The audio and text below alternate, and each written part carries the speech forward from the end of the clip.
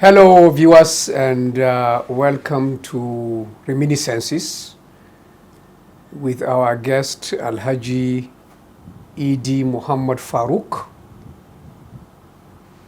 who one can truly say is a man of many parts. As a young man, he was in the Air Force before he moved to the private sector, and then to the civil service, where he was permanent secretary in Kaduna State government, also local government chairman, chief of staff to the governor, commissioner for information, all in Kaduna State. At the national level, he was for some time the director of programs of Abacha Foundation, and then the DG of the Nigerian National Orientation Agency, I believe it is called. Alhaji, welcome to the program. Thank you, Marlon K. And we normally begin with the background. Born in Kano, but from Kaduna. How did that come up? My grandmother, that is the mother of my mother, was a nurse in Kano City Hospital. And of course, when she got my pregnancy, she came to Kano to deliver. And there I was with my grandmother until I went to secondary school. So I spent the very beginning of my life in Kano. We were in Orei, nurses' quarters then, with very good neighbors like Dr. Imam, Rabiu Dansitta, Alhaji Umar Gumel, and all that. Those were neighbors in the same, what's it called? So it was a beautiful growing up exercise where we met with all sorts of people. And my grandmother, incidentally, is from Sierra Leone. How did she move to Nigeria? I didn't ask her that because she was too much a disciplinarian. There are some subjects you don't even discuss because, when we're growing up at one point, we can't even touch the radio because of the kind of discipline that we had. And you can't come and sit down with elders when they are talking and choose to want to talk with them. So basically, I came up with that kind of strong, of all my siblings, I was the only one that grew up with her. My other siblings were in Kaduna with them, the parents. Yeah. Which school did you go to in Kano? I went to CMS secondary school, CMS primary school in Kano, Samangar in Kano. And we used to trek from Dorei, where we lived, that is behind the hospital in Kano, to school, and we used to trek back. And I don't want to imagine the number. I cannot even tell you this is the number of mileage we covered at that time, at that age. And when you close from school, assuming you close at 3, 4 o'clock or thereabouts, you are expected to be home by, they counted the number of hours that you should do on the road. So the discipline was, I don't know, to say the least, was full military discipline, so to speak. Then, of course, after there, I went to St. Paul's College in Zaria. Usasa Zaria is another school of discipline, so to speak. So, and from St. Paul's College in Zaria, I never went to university. From St. Paul's College to full life. In your intro, you said I never was a civil servant. It came in, my first appointment in the civil service of Nigeria was PAMSEC. And that was when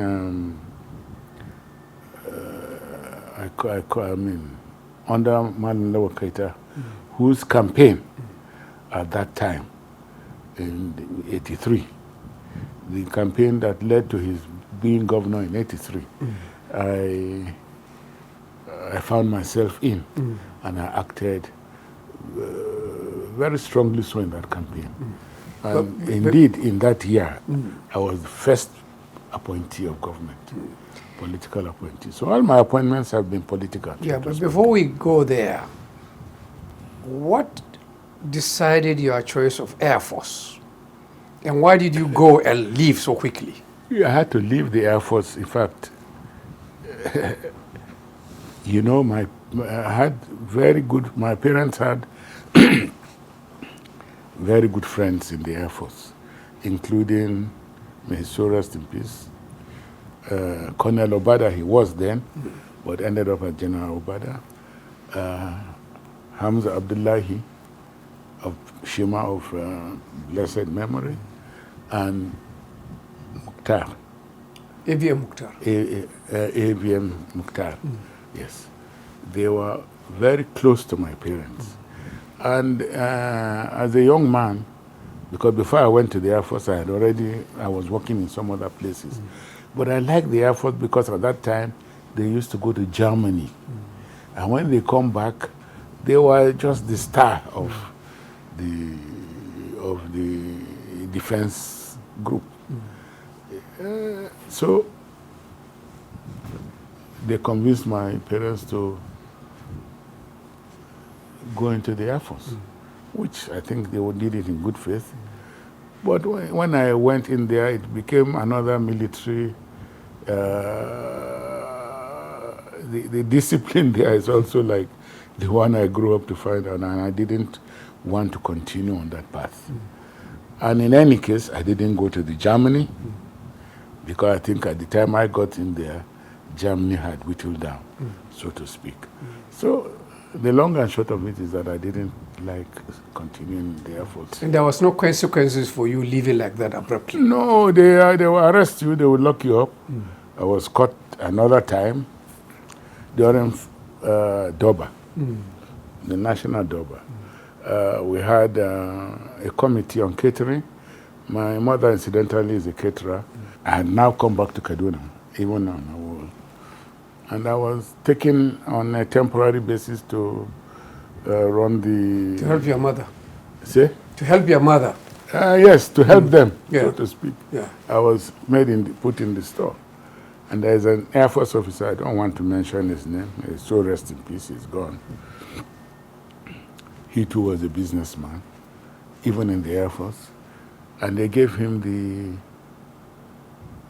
the contract to bring firewood.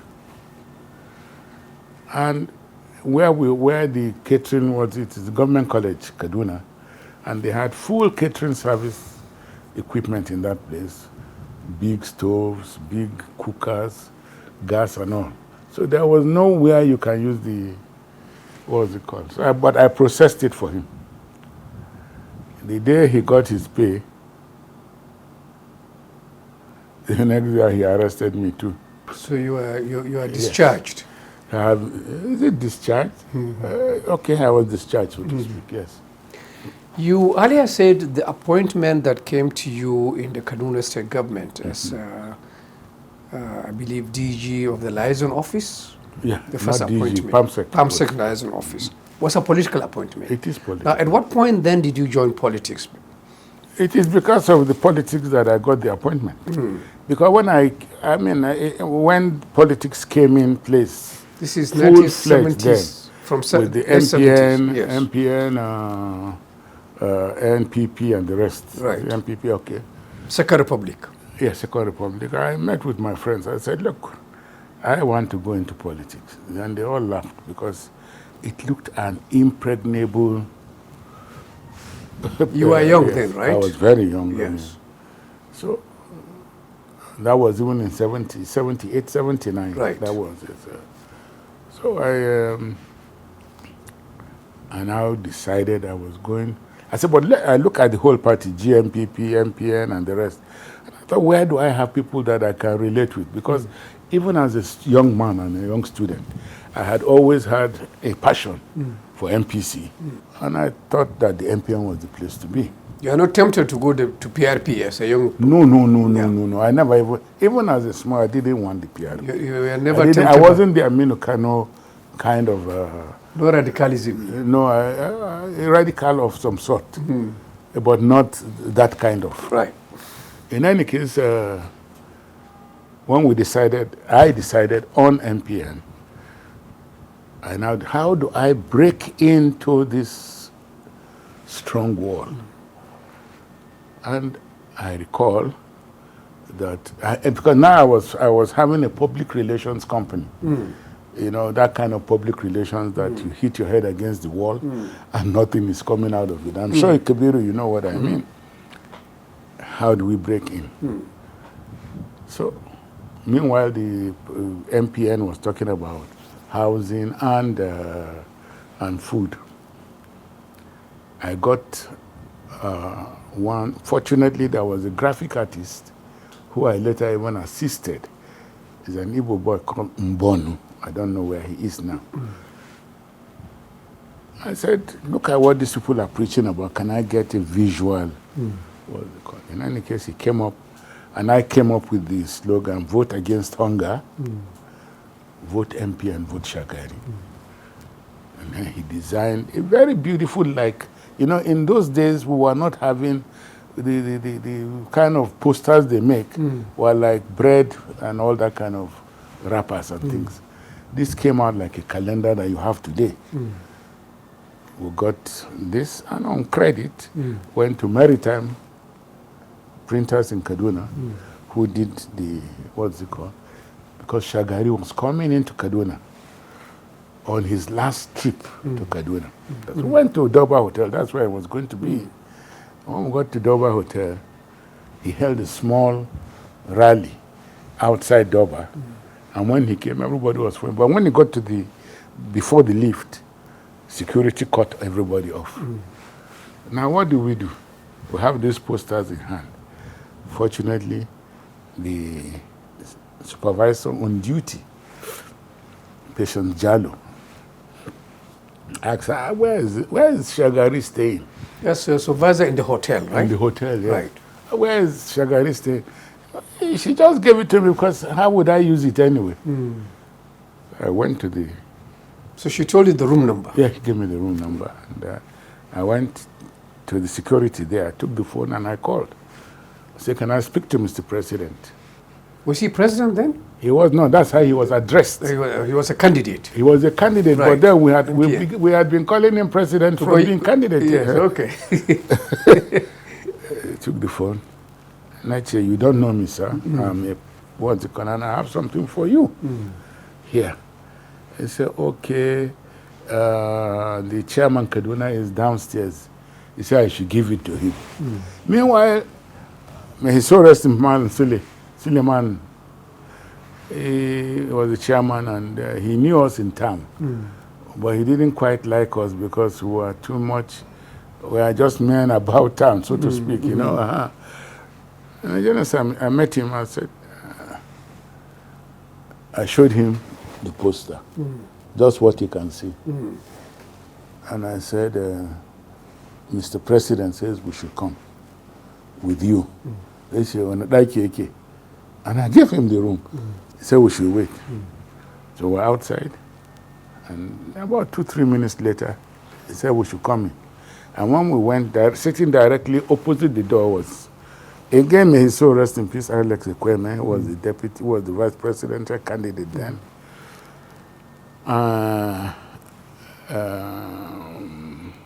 Akinloye was sitting opposite Ekweme, and on the 3-seater was Shehu Shagari.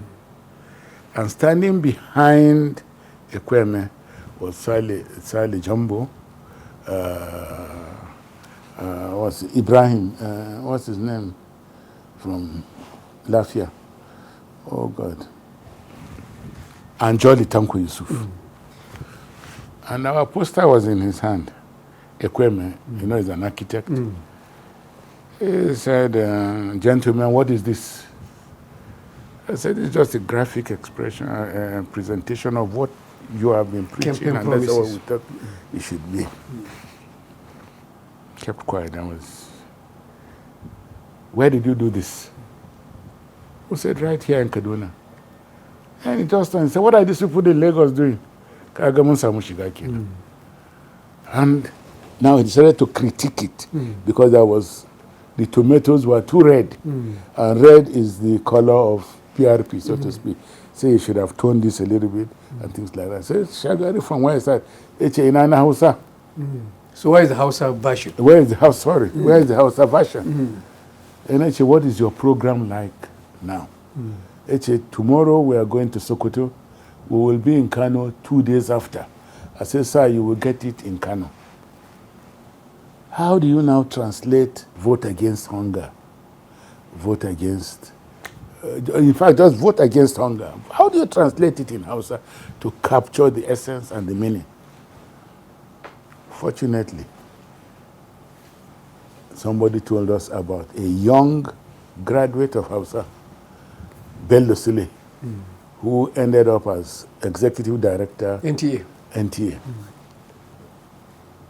He came up, Mukabashi. It didn't take him one day, he sent us back what he got. Temaka ayaki yunwa. What did you say again? Say again? Temaka ayaki yunwa. Help to fight hunger. Help fight hunger. Help Instead fight of vote against hunger. So that's how it came. And then we took it to Kano. That time I didn't have a car. So we had taxi, we went to Kano. Went to MPN headquarters in Kano on the road to the airport. No, they didn't even know Shagari was coming to town. After a lot of inquiries, around 5:36, we got to know he was staying opposite Dawla Hotel in the home of, in one of the guest houses of Sanusi Dantata, may so rest in peace, who was the chairman of MPN, Kano. And as we just got in, Shagari was coming out. He came from the bungalow and was going towards the car. In our poster. So he remembered you? Sure. Because it was only 3 days after. Meanwhile, we showed it to him. He said, oh, wonderful, wonderful. So the chairman was inside. That's Akinloye. He was going out. Meanwhile, the security boys too were the same we met in Kaduna. So we met Akinloye. We didn't know the power of the chairman then. He looked at it. Oh, wonderful, wonderful. Very good, very good. That's me and my partner then, who is also late gone now, Yahya Shaba. He said, what next? We said, the president said he was coming back. We couldn't discuss anything with him. So he said, okay. So we started. He now left us and went. So around 7, 7:15, those security boys came. You people discuss with the chairman now, because Shagari doesn't sleep here. Now, when they opened the door, Akinloye was far gone. He was sleeping on the chair. So we had to leave and come back early in the morning. When we got there in the morning, before you know it, vehicles have started to come. The Shagari, huge vehicles, those vehicles. And before you know it, we were standing among drivers. Because Aminu Dogo will come, this will come, that will come. The last person to come was Isiaku Ibrahim. Mekuchiana, what are you people doing here? I said, no, we have not. I said, come. He just went inside. And 2 minutes later, he came on the stairs. I said, we should come. So we took it to them inside. You know, when you take something beautiful, everybody wants to have a share of it. So Shagari said, they are going to Unguru, that we should follow them to Unguru. I didn't have a car, I didn't have money in my hand, I didn't have clothes to change. It just didn't make sense. So we just told him, no, we are not ready for it. He said, okay. And that was the end of it. But fortunately, on the posters, we wrote, donated by News Lab Environmental Media, which is a company. My company. Then, Abuja was coming up. Simon Shango is the National Publicity Secretary of MPN then. And we knew him because he was in New Nigeria, and we knew him in town.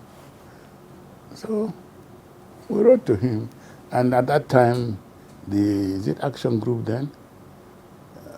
Was it Action Group? They were Action Group. They were against coming to Abuja. So we went to MPN. Now we have something to show. We wrote to the National Publicity Secretary and we want to do a focus on Abuja itself. Because at that time, there were no houses, but everything was under. So there were, the publicity was very, very, very strong against even the movement. So Simon gave us a letter of go ahead because we are MPN people. So on the strength of his letter, we entered Abuja, where you had the Fugerols, the JB, Julius Bergers, the Gufantis, and the rest, who were doing all the works. And we are saying we are producing a publication on Abuja to show that you don't need the houses there. You have to do put all the, what's it called, underground before the houses come. And it is from there we made the money we ought to have made under with MPN. And that is, it's from that source I even got my first car. And my first car was a Mercedes Coupe 230. Second hand it was, but it looked like new because we went to Germany to get it. But I haven't said that now. One has got he has already gotten the, what's it called? In 79, I was against Lawa Keita. You know? You were against him? I was against. But in 1983, I became for him, set up his campaign office, because at that time, general campaigns were mostly done at homes. Set up his campaign office in what's it called, in Kaduna there, and more or less ran it. I want to give you even an example. Took him to ABU, took him to Congo Conference Center to meet and explain to the youth what he has in store. And you know, Man Lowell is a chain smoker. How do I stop him from this smoke? Meanwhile, the table has been set. I came and met him and said, I was just standing outside. I was standing outside and I heard those students saying, is that how you are going to come and teach them how to smoke? You know, they are very listening leaders. That's what the point I'm making here. Is that they allow themselves, you know, because as a leader going for campaign, you really have to be, you have to present yourself like if you go, you know, Wanzami, how do you say it in English? Wanzami, this Baba. And the Baba. You have to allow yourself for him to push your face here, so that you can look good. That is the kind of leaders we had then. So what job did he give you? I mean, you said like you led the PR side of his campaign, right? So does that did that lead to this first job? Yeah, because he won the election. Yes. And you know, why I said I was the first appointee of government, because even after the election, people started to come in. It was from the campaign office. We go and tell him, this has come in, this has come in. People are even bringing cows and whatever. We take. And at one point, because his deputy governor then, Mal Nuhu Babajo, and him were in a camp, and Nuhu Babajo brought somebody to the campaign. So we'll go and brief them every day in the small office where they had. This was after the election? After the election. Now they are elect. And one day, and I told that Bello, I said, because he was worried. And I said, what number? It's not about what we get. If we will get, we will get. But please, one day we went, as we were going out, Marlon Loketa is a very, you know, he's very, can joke a lot. It's Nuhu. Nedam about CED. Oh, okay. So what are they going to give to us? So I turned back and said, I they want to eat them. It's a sukuma na nacha to that one tambaya a gaban mu ne left. My other friend was very unhappy.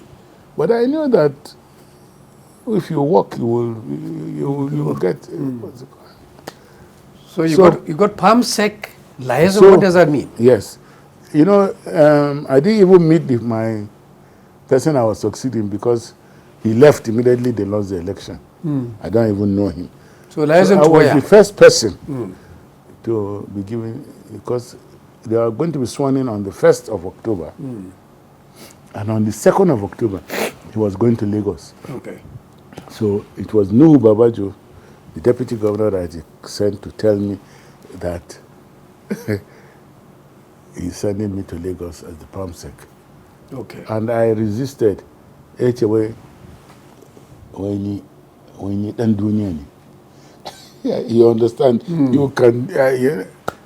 That I'm a man of the world, so I should go there, and I should.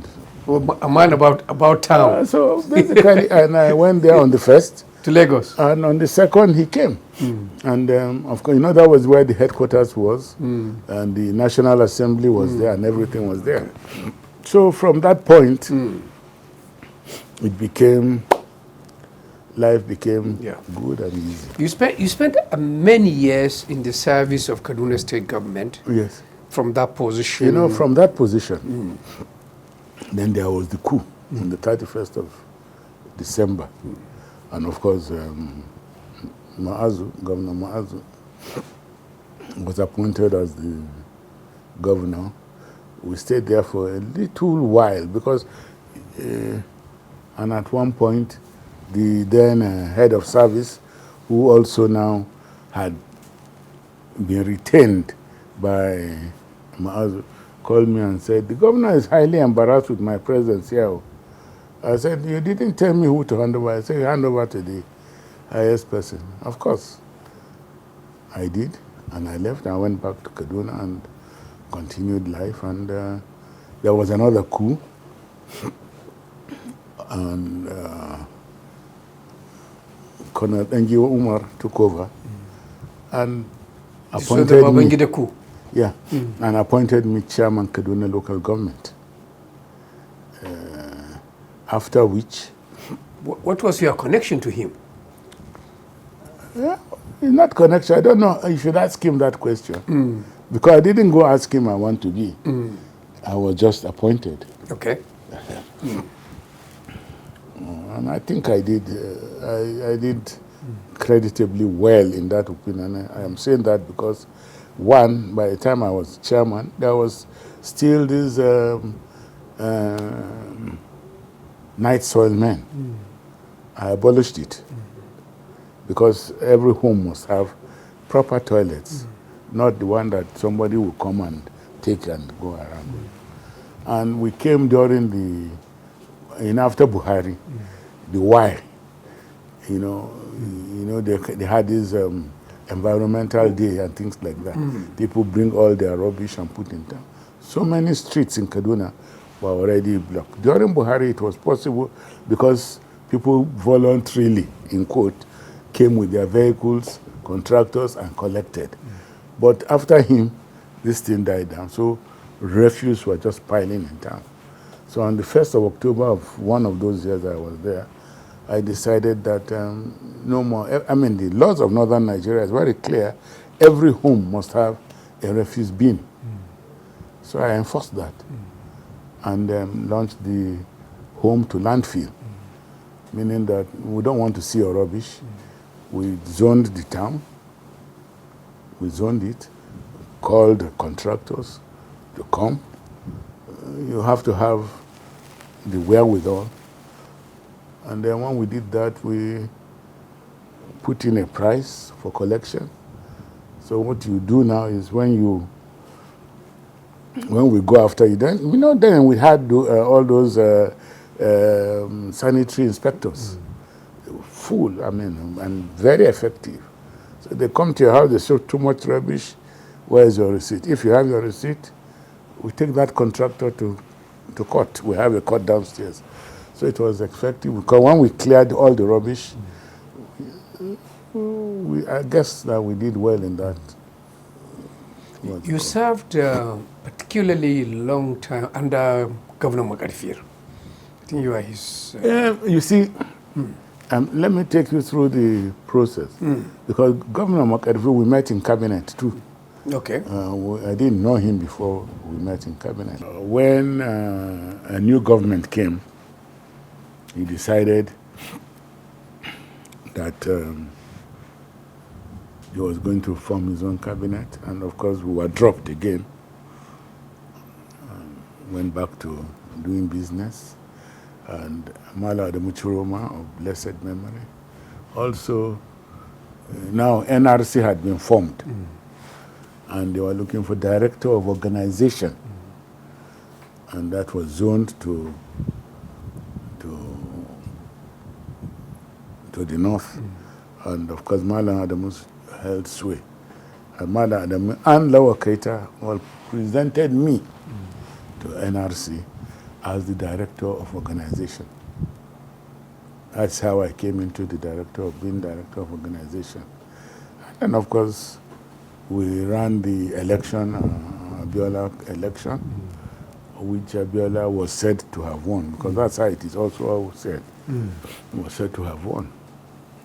Then my mentor, now Mala Adamuchuroma, you recall, said Abiola won fair and square, and that he should be given. Of course, I left. Now we're in Abuja. I left Abuja here. I went straight to Kaduna. Chemal Idi, you know how he talks. Did Abiola win the election?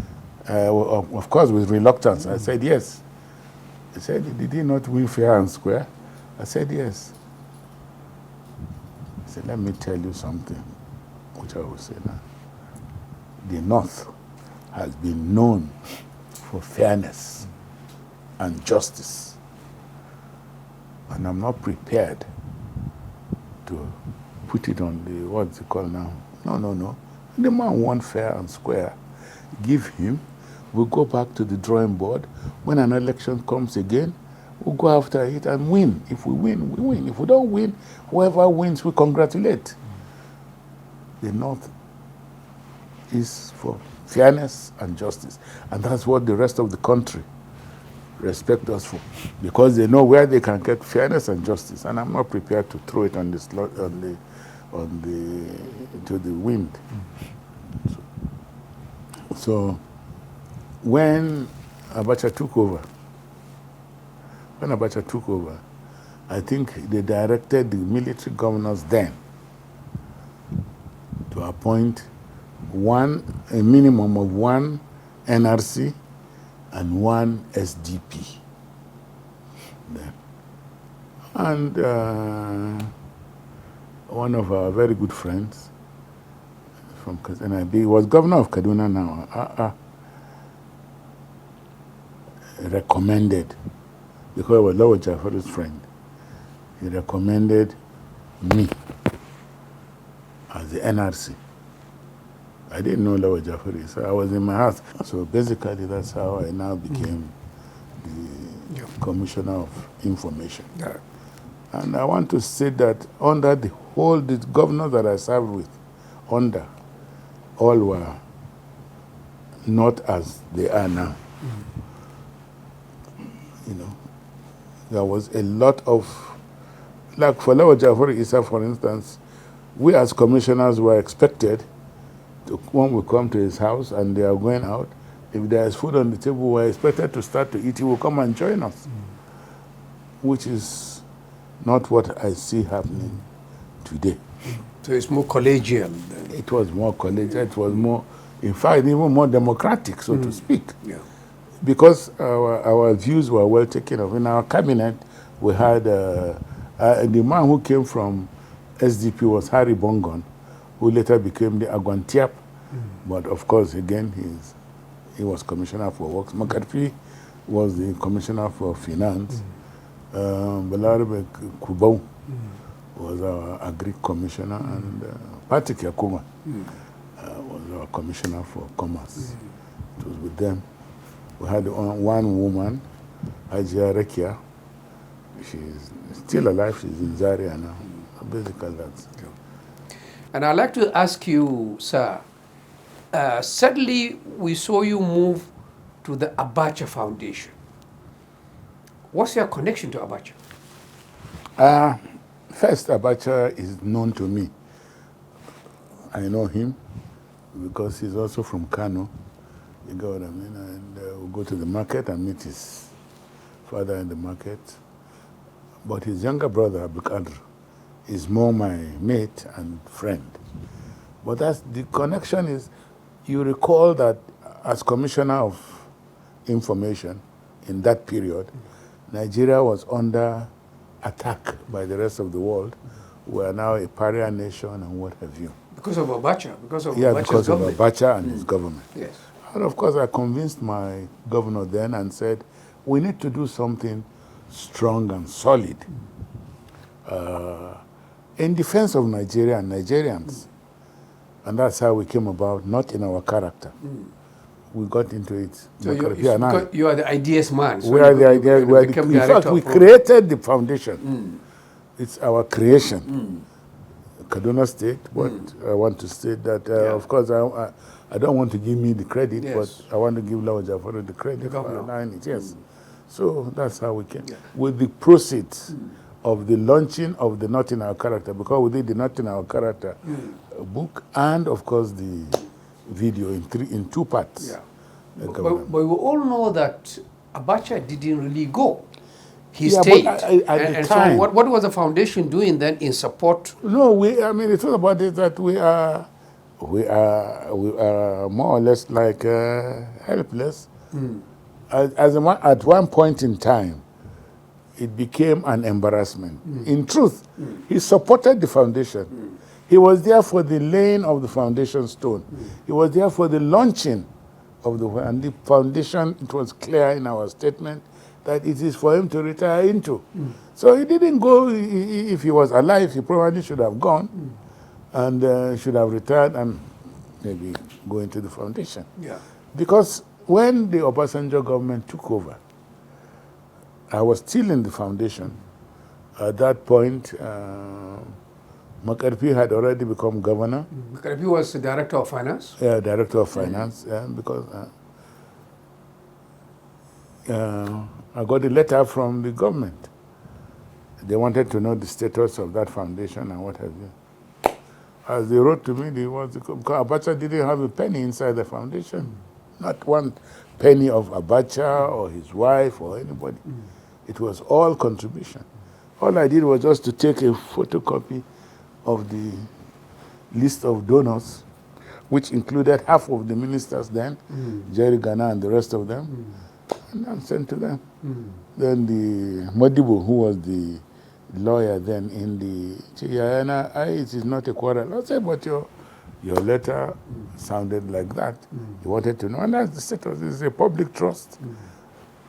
Every money, not government money, came in from people that we used to build it. What did you do when you realized that Abacha really didn't want to go?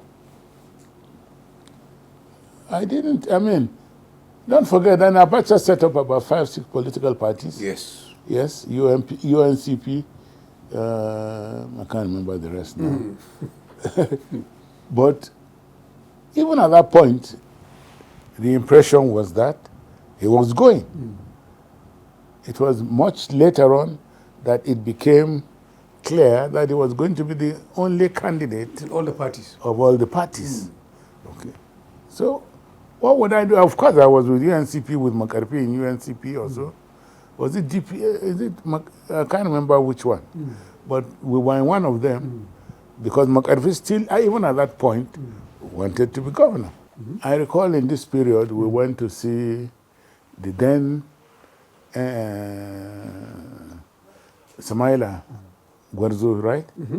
Yes. Director of SSS. Was then yes, it was in the villa itself with Makarpi. And he asked him, after we have spoken, he said, what do you want to be? He wants to continue, he wants to contest for governorship. And he said to him, he can't. because it's already been, that has already been taken care of. Somebody else, he mentioned the name, but I won't mention it here. It would be. We left his office and came with Makarbi. Until we got home, he then asked me, what do I think? I said, we should continue with our quest. You want to be governor? Let's go after it. So, So you are not really part of the project for the Abacha to no. be the sole I candidate said to of these you parties? that the foundation was set up for him to retire into. That is what we did. How did you find yourself in the Obasanjo-Atiku campaign? Yes. Especially after serving in the Abacha Foundation. But even then, I was not with Obasanjo, even for that. In the beginning of this SDP, PDP, APP, I was APP. Even as Makarfi's chief of staff, I was APP. You get what I mean? And I was very clear in my mind that APP will win that election. Because already AD had been formed. And AD is more like a gift item, so to speak, because AD was to be part of APP. We held a meeting in Sheraton where I was there, and AD had their own. They were not even AD then, but they had a representation in the 2003 election. Meanwhile, I had already been chief of staff, and Atiku at one time, as vice president, I wasn't with him either, because we thought that he was against us in Kaduna. And Makarfi, now my boss, keeps telling me, no, Atiku is this, Atiku is that. Then I sought to see Atiku.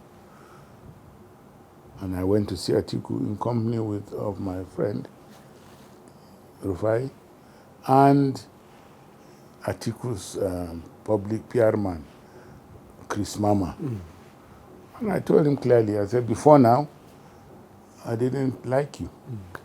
But my boss keeps telling me that you are like this. Because we are believing that, and we believe that you are from Kaduna as far as we are concerned. You came from Kaduna to this office. And then he told me that now that we're telling each other facts, when McAfee talks about working with me, he said, how can he work with somebody who sits everywhere and abuse him? I said, me? Anyway, that ended what's it called? Now, fast forward into the period of election. 2023, You know, 2003. Yeah. In any case, Obasanjo went and announced his second term bid without mentioning the Vice President. running mate.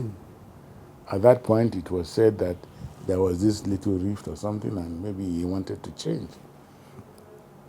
But not up to a week later, he announced Atiku as his running mate. And I went to see Atiku to congratulate him. And I told him that, he said, well, I said, because now you are not a tag along. What's it called? Probably he wanted to drop you, but he found out that his fate also depends on your ticket. So that's why I congratulate you. And I said, thank you very much. And it was in his office, in his house. And he left where we were sitting, went to his door, and came up with one sheet of paper, which Obasanjo gave him the day before. You get what I mean, when they met. But it was given by one of the ministers to Obasanjo, how the campaign should look like. And he gave me to go and develop. Did that role you played in the campaign lead to your being the DG of National Orientation I should Agency? think so.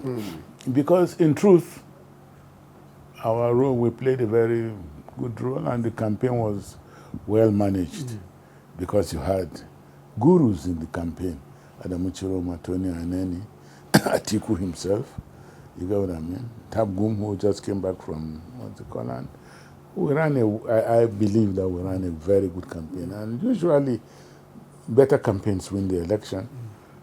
And when now it became, now Obasanjo, President Obasanjo is also president-elect. But in that period, as direct deputy, we had formed a very close relationship with Obasanjo himself, inclusive. So now he was forming his cabinet. And I no longer can reach him even on phone. Then DG National Orientation came out. And of course the lines became free again, and I went to see him. And I told him I had a I had a difficulty reaching you, but I can understand. But now I came to say thank you, but I do not want to have a difficulty of reaching you. Because governments, they need information. You get what I mean? Not the official one. You get what I mean? And like Obasanjo himself told me during Eradu, I said, I have told Umaru to have cells, various cells, where you get the kind of information that will help, you get what I mean, your government. You need to have cells and have people that will tell you what for instance, you recall what I told you about Lower Keita, but I also talked to Obasanjo during the campaign. Because during the campaign, we were not going to Benue. We put Gambe, we won't go. So Akiga, Stephen Akiga is my classmate. We were together in St. Paul's together, and very close.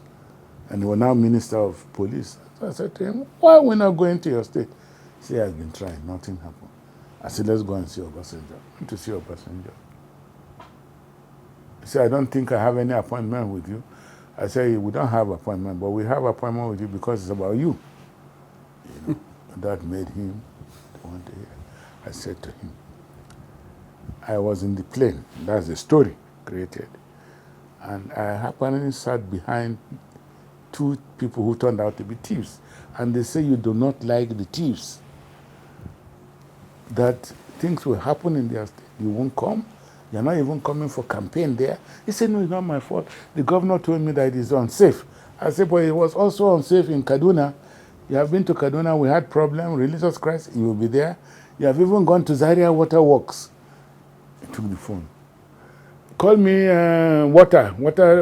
Minister Water, who turned out to be Mutari Shagari. And on the phone, he said, you mean there is nothing that we can do in Benue?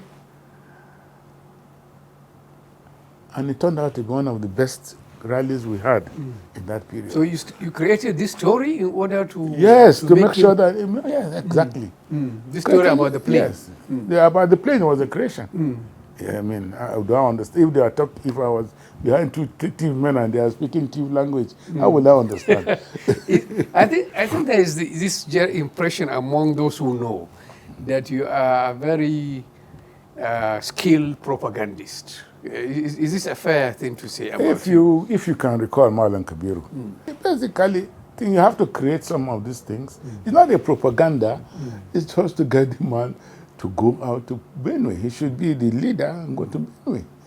Whether it's security or no security, it's not him to provide himself security. It's their responsibility of security to provide security. You spent almost 9 years as DG of National Orientation Agency. Yes, I did. What will you say are the highlights of your tenure?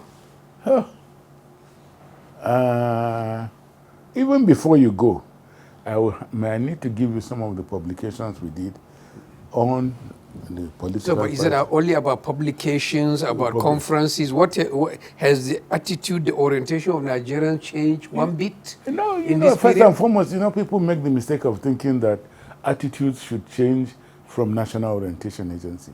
What National Orientation Agency does for government, there are so many unseen.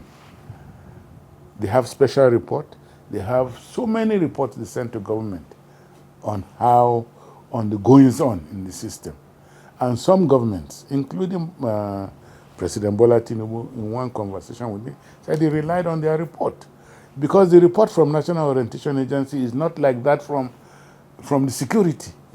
Because the security are supposed to if anything goes wrong, the security must have to tidy it up so that they are not. But national orientation will give you as it is. In the Boko Haram one, if you go to the archives, in the NSA's office, you will see the report from National Orientation Agency, who the founders are, and what. Because even the director of National of NOAA in Borno State was no longer doing it in the office because he doesn't know who the Boko Haram person was, but they know who was funding it, if not even founding it. So National does more than the issue of change of attitudes. But change of attitudes belong to all of us, Mal and Kabiru. Change of attitudes must begin to be fashioned and put from the home. So is there any point in government setting up all this I mean, they keep doing it, it's still there. Is there any point? At all times, you must need national orientation in our lives. Whether you call it National Orientation Agency or National Orientation or whatever, but you must need orientation in our lives. Even though it doesn't seem to change the attitude of Nigerians. But the issue, change of attitudes, even government itself has a role in playing in changing attitudes of Nigeria, of fashioning how the attitude of Nigeria will be. If as a government you are doing wrong appointments, what role will national orientation play for you? What role will national orientation play for you? You also have a role to play. You get what I mean? You cannot be giving appointments to people who don't even qualify. Qualify not because, not in paperwork, but they have not even completed what they are supposed to be doing. Like, take for instance the Musawa appointment. I consider it very faulty. Why couldn't we wait until she finishes youth corps, which is just about 5-6 months away from that time, and then you give her the appointment? But when you give that kind of appointment, what role can national orientation or anybody else do to help you out? Nothing else.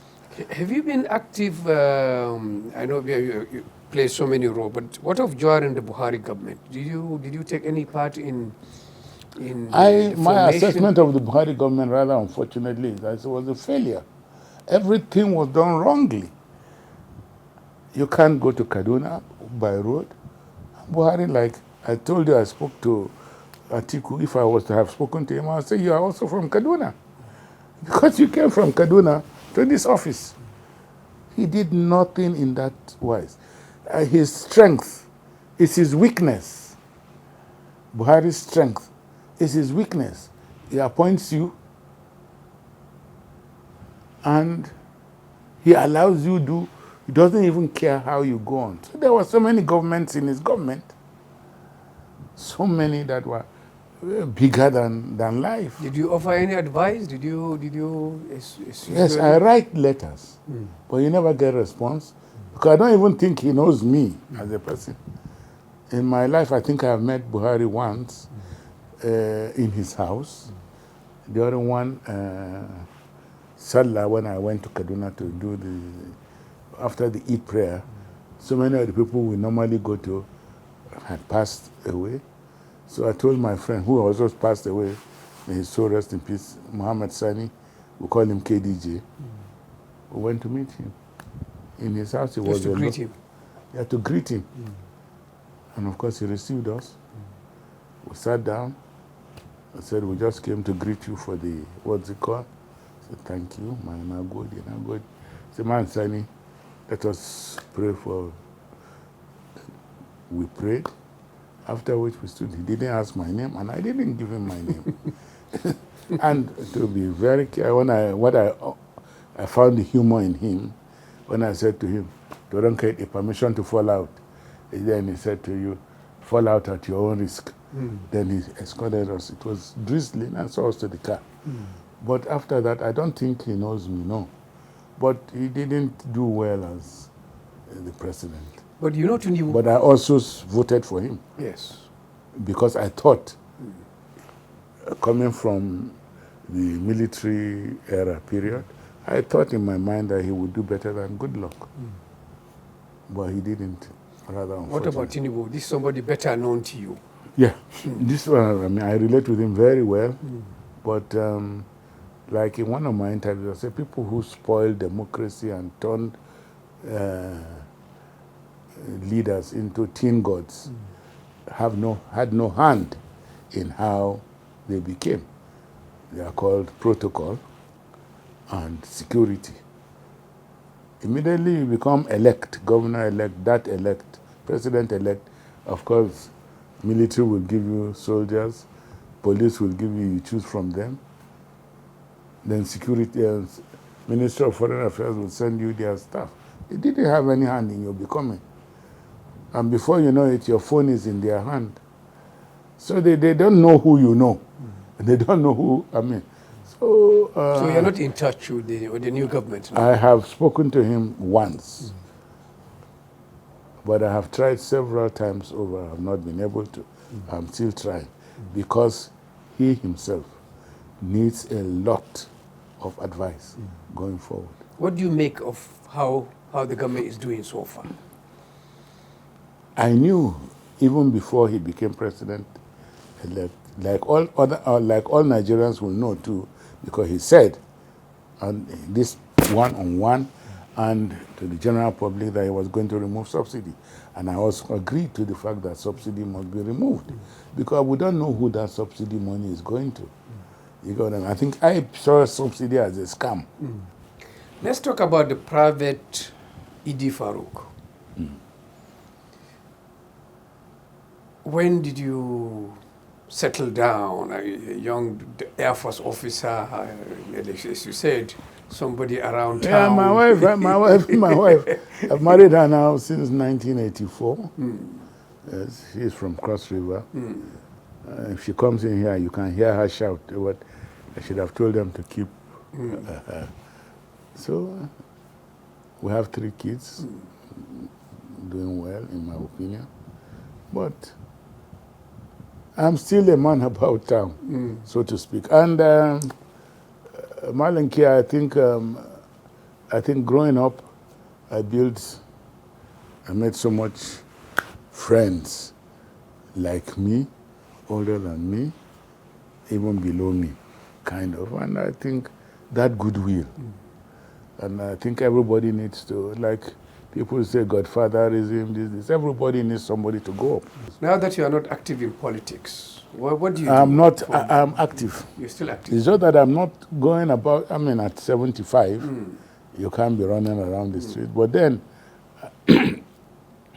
I do some packaging. Immediately I see the candidate that I need to support, I will go ahead and do what I will do for him or her. What is a typical day like? Wake up, like now, you know that I'm a little indisposed, as yes. you can see. So I go to the physio now. But even before now, I have my office. I go to my office. I have my office in Jabi. I have a small shopping plaza there where I have my office. You still go there to the office? It is still active. Yes. Because I write, they take, and all that. It's just that I haven't gone there. Yes. To sit in the office, but I will soon begin to when I get back my working ability. Thank you, Alhaji Idi Farouk, and thank you, viewers, for staying with us in this conversation with Alhaji Idi Muhammad Farouk, former Director General of the National Orientation Agency, and a man who has seen so many aspects of life in Nigeria in the last 40, 50 years. Until another edition of this program, goodbye.